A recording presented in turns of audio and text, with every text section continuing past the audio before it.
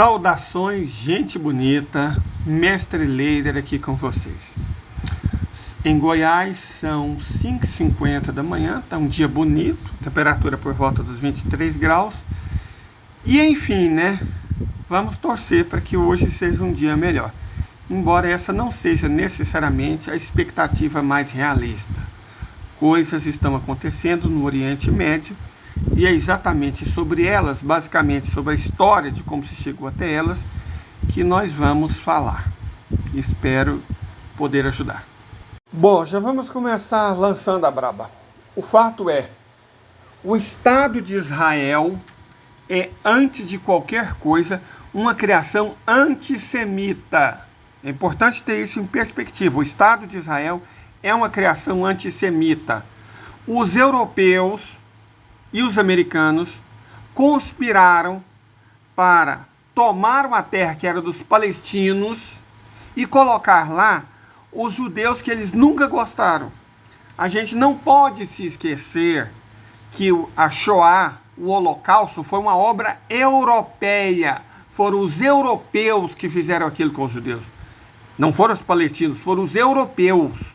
Então, o que os europeus fizeram, o que os americanos fizeram, foi criar um grande gueto para onde pudesse mandar a população que eles nunca quiseram. Essa é a verdade. O Estado de Israel é uma ofensa para todos os judeus do mundo, porque representa, essencialmente, na sua face mais abominável, o antissemitismo dos europeus e dos filhotes deles, os norte-americanos. É muito importante que isso fique claro, senão a gente vai ter uma visão distorcida e errônea da realidade. O fato é que o Estado de Israel é, antes de qualquer coisa, um projeto antissemita levado a cabo pelo Ocidente, pelos Estados Unidos e pela Europa. Certo? Eles criaram a ONU e conspiraram desde o início. E esse mapa que eu vou mostrar aqui vai ajudar vocês a entender como e por que eles fizeram isso. Aguarda um pouquinho. Bom, se vocês observarem esse mapa, com as prováveis novas fronteiras do Estado palestino ao sul e do Estado israelense ao norte, como poderia ter sido desde o início, vocês irão perceber que exatamente essa parte em rosa, o deserto de Negev, que os israelenses chamam de Salta, província do sul, impede a conexão entre a Ásia e a África. É uma cunha que ao mesmo tempo conecta o Oceano Índico através do Golfo de Aqaba e do Mar Vermelho ao Oceano Atlântico através do Mar Mediterrâneo. Então permite uma passagem dos europeus por um caminho alternativo ao Canal de Suez e veda a ligação entre África e Ásia. Correto? Observe esse mapa com carinho e vocês vão perceber isso. Que a ideia da criação do Estado de Israel, além de se livrar dos judeus, e vamos deixar isso claro, olha que céu bonito, vamos deixar isso claro, eles queriam se livrar dos judeus sim, tentaram de uma forma entre 1933 e 1945, nunca se esqueçam disso, a Shoah foi um evento europeu, os europeus fizeram o Holocausto, os europeus, os palestinos não têm nada a ver com isso, os árabes não têm nada a ver com isso. Foi um projeto, um acontecimento e um empreendimento europeu. Perfeito? Não quer dizer que os americanos fossem menos antissemitas. Mas foi um empreendimento essencialmente europeu, dando continuidade a uma série de outros empreendimentos europeus, como os pogroms, como a expulsão dos judeus durante a formação do Estado espanhol. Então, é uma longa sequência de atitudes antissemitas dos europeus, vamos deixar isso muito claro, que começou ainda no século XV. Perfeito? Na verdade, muito antes. As chamadas judiarias existem na Europa desde o fim do período medieval. Correto? A gente tem que ter muito claro isso. Os europeus são profundamente antissemitas. O Estado de Israel foi uma criação antissemita dos europeus que queriam se livrar dos judeus que sobreviveram à Shoah. Certo? Essa é a questão. Eles aproveitaram a ideologia do sionismo, nós já explicamos aqui, da onde veio o sionismo. de uma doutrina protestante evangélica britânica chamada restauracionismo. Essa é a origem do sionismo, originalmente cristã e evangélica, chamado restauracionismo. Os malucos, né, os evangélicos, eles têm essa coisa semelhante com os mulás ignorantes, né, do Afeganistão, da Arábia, do Paquistão, que é fazer uma leitura. Não é nem uma leitura. Não é uma leitura. Eles pegam lá o Alcorão e aplicam o que estão lendo. Fundamentalista. Essa é a definição do fundamentalismo. Certo? É uma aplicação fundamentalista do Alcorão. Assim como os mulás ignorantes, os evangélicos também. Qualquer um pode montar a sua própria igreja, né? Pequenas igrejas, grandes negócios. Há mais de 20 mil delas no Brasil.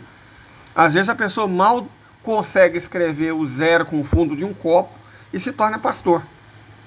É muito diferente, né, por exemplo, dos nossos irmãos ortodoxos ou dos católicos, que um padre tem que, no mínimo, todo padre é, no mínimo, teólogo.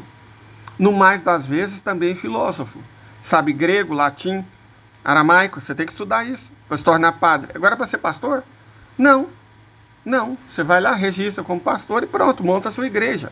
Isso vale também para os mulás ignorantes, wahhabitas, para os mulás ignorantes do Afeganistão, para os mulás ignorantes do Afeganistão, para outros terroristas, gente, tem que deixar isso muito claro. O Hamas é um grupo terrorista, a Jihad Islâmica é um grupo terrorista, certo? Outros terroristas, criados também pelos Estados Unidos, como o Talibã, quando se chamava Mujahedines, como a Al-Qaeda, como o Daesh, conhecido como Estado Islâmico, como essas outras criações americanas. Perfeito? Então, o que favorece a criação desse tipo de aberração teológica? O fato de que eles não entendem nada de teologia. São ignorantes. Essa que é a questão. Mas voltando ao tema principal, alguns judeus ricos, ligados à família Rothschild, pegaram o restauracionismo, a doutrina evangélica, aí encontraram lá, sempre existe o idiota perfeito, né? Theodor Herzl, que mudou o nome do restauracionismo para sionismo, foi a única coisa que ele fez. Mudou o nome do restauracionismo para sionismo, e em conluio com os britânicos, que assumiram o controle da Palestina quando da dissolução do Império Otomano, ele dizia, oh meu Deus, árabes e judeus vivem em guerra. Bobagem, mentira, fake news. Durante os 400 anos que aquela região foi dominada pelo Império Otomano, eles viviam em paz, lado a lado. Eles não vivem sempre em guerra, não. Que bobagem é essa? A facilidade com que as pessoas têm de repetir as bobagens que elas ouvem, sem nenhum fundamento, sem fazer nenhuma pesquisa, é uma coisa que me impressiona. E isso prejudica o planeta inteiro, o mundo inteiro, a humanidade inteira. Nossa, eles sempre viveram em guerra. Certo? Não, eles não sempre viveram em guerra, não. Nos 400 anos que aquela região pertencia aos otomanos, eles viviam em paz. A guerra começou quando os britânicos, europeus, entraram lá. E aí os europeus, britânicos, fizeram o que eles sempre fazem, dividir para governar, implantar a cisânia. Certo? O que os britânicos fizeram? Em conluio com um sionista muito rico, né? Rothschild, famoso, pesquisa aí quem são os Rothschild. O que eles fizeram? Um plano para criar um lar nacional judaico. Mas pergunta se o Rothschild mora nesse lar nacional judaico. Pergunta se algum dia ele morou nesse lar nacional judaico. Pergunta se algum dos bilionários que havia entre os judeus norte-americanos e europeus moraram no lar nacional judaico. Não. O lar nacional judaico foi feito para os europeus, os responsáveis pelo Holocausto, se livrarem dos judeus e os americanos fazerem a mesma coisa. Repare que na Shoah quem morreu? Morreu algum judeu rico de verdade? Não, nenhum judeu rico morreu. Morreram judeus ateus, judeus esquerdistas, judeus irreligiosos, judeus pobres em essência. Esses morreram aos milhões, foram assassinados pelos europeus, aos milhões. Os ricos, os que criaram o ente sionista, nunca moraram lá. No máximo deram uma passadinha. Porque o objetivo de parte dos europeus era terminar o serviço que os 12 anos entre 1933 e 1945 não foram suficientes. E, ao mesmo tempo, permitia a eventuais judeus muito ricos se livrar de todos os pobres, esquerdistas e religiosos. Foi isso.